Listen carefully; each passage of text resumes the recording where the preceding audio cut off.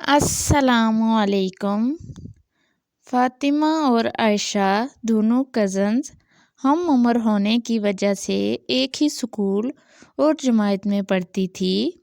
دونوں بہت اچھی بچیاں تھیں، مگر عائشہ میں ایک بری عادت جو اس کی تمام خوبیوں کو ختم کر دیتی تھی، وہ تھا اس کا فاطمہ سے حسد کرنا۔ حالانکہ عائشہ خود بھی پڑھائی میں تیز اور ایک پیاری بچی تھی، مگر پھر بھی اس کو فاطمہ کی چیزوں اور چھوٹی چھوٹی خوشیوں سے مسئلے تھے۔ وہ ہر چیز میں خود کو فاطمہ سے مقابلہ کرتی کہ کس کی چیز اچھی اور کس کے نمبر زیادہ ہیں۔ جب فاطمہ اس سے کسی چیز میں سبقت لے جاتی تو وہ اس کو ایک آنکھ نہ بھاتی اور وہ منہ پھیلائے پھرتی رہتی اور فاطمہ کی چیزوں میں خامیاں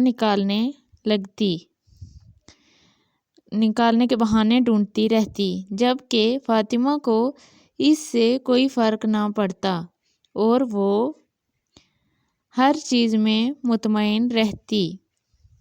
اب عائشہ اور فاطمہ کے سالانہ امتحانات نزدیک تھے۔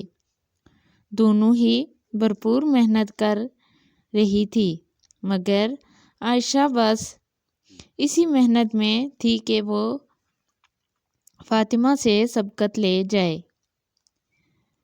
اور پورے خاندان میں صرف اسی کی تعریف کی جائے۔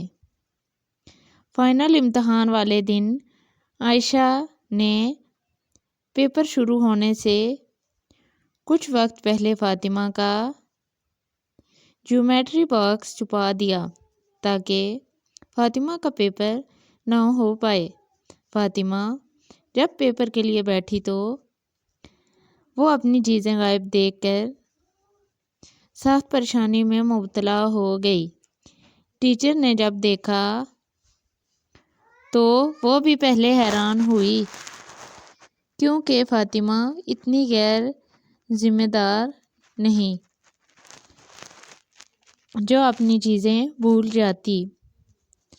خیر، انہوں نے ایک بچی جس کے پاس کچھ اضافی سامان موجود تھا اس سے لے کر فاطمہ کو دے دیا۔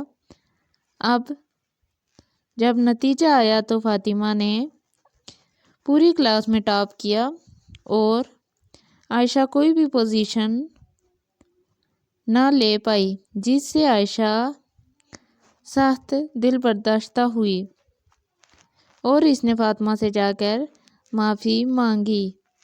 یوں عائشہ کو اپنے کیے کا انجام بھگتنا پڑا۔ پیارے بچوں، اس کہانی سے ہمیں یہ سبق ملتا ہے کہ ہمیں بڑا آدمی بننے کے لیے خود محنت کرنا پڑتی ہے اور آگے بڑھنے کے لیے اپنے لیے خود کچھ نہ کچھ کرنا پڑتا ہے۔ کسی دوسرے سے حسد کر کے ہمیں کچھ بھی حاصل نہیں ہوتا۔ تو میری آج کی ویڈیو اگر آپ لوگوں کو اچھی لگی ہو تو ویڈیو کو لائک، کمنٹ اور چینل کو سبسکرائب لازمی کر دیجیے گا۔ شکریہ، اللہ حافظ۔